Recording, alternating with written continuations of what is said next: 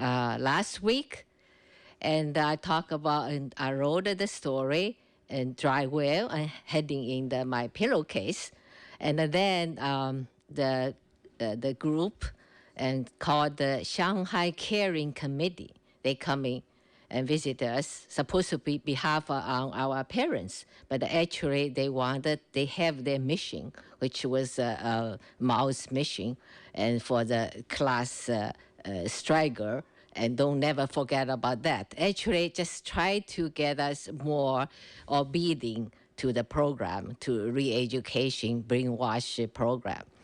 So last week I talked about it, and the guy coming, and then I know is something happening. Must be the story be discovered from my pillowcase.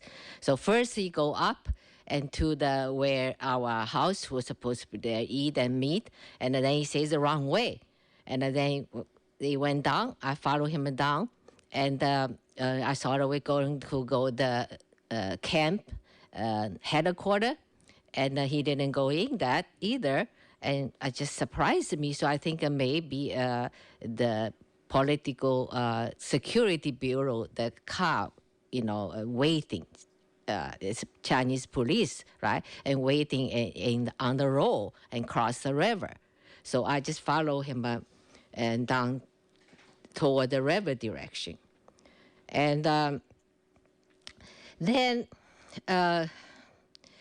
when we approaching the bank of the river, and just that place, the beach is have the sand pit, and for people to draw the water, so have a little bit of filter, and that's the way they drinking. But actually, still is the water was not clean. But a couple of villagers, they because after the field work, it's about evening, so they are gathering, drawing the water from the sand pit. So I saw that we passed them, gonna cross the river. So I just prepared and to roll up my pants and to cross the river. And then I realized, and this Old Chen, and the committee member, and he didn't want to cross the river because he didn't load up his pants. So I don't know where he's taking me. I really started worry about it. And then he just keep on going and the left of the bank and leave the sand pits. And so I follow him, and he just say, hurry, hurry, hurry. So I just follow him and all the way and very far away from the sand pit. And he stopped. Then he just looked at me and pulled the stack of the paper manuscript and from his pants, his pocket. And then he said, is your story? So I know, I say, yes. I recognize it's mine. And then he said, I just can't believe, he said, that you have such a reactionary thoughts in your mind, he said that. Because you think you're really smart, you set up the story was like 50 years later. Because I remember, I think, at that time, I think maybe I never able to send the story out. So I had to make as a fiction, not the real thing, real story. So I say that was 50 years later, and story started was I was a grandma. I tell the story to my grandchildren.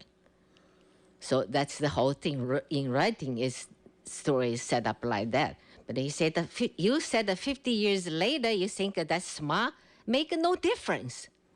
Because Mao's the up to mountain, down to village, this movement, and not gonna changing now, not gonna change in the future, not forever. That's he shouted to me. And he said that also, he said that you use the character and to talking about something like you think that's the only way, and we had to follow, which was you means you imply is Mao's way.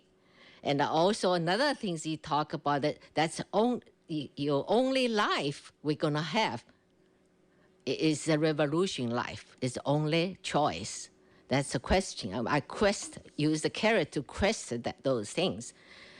And so I said that, I'm not really an anti-Mao or reactionist. I'm not. I'm just searching up and down, try to find the higher truth.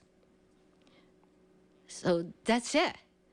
But I think after 50 years, probably when I read this, probably I got an answer. That's what I try to argue with him.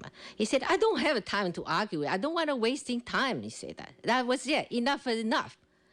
And then he took a box of matches from the pocket and lit it up toward the Was he trying to paper. protect you, actually? Listen to me. Oh, That's good. later. That's what I mean. And lit up a letter to the manuscript. But I was working for a few months, sleepless night to write this. So I just automatically, I can't help. I just tried to protect it.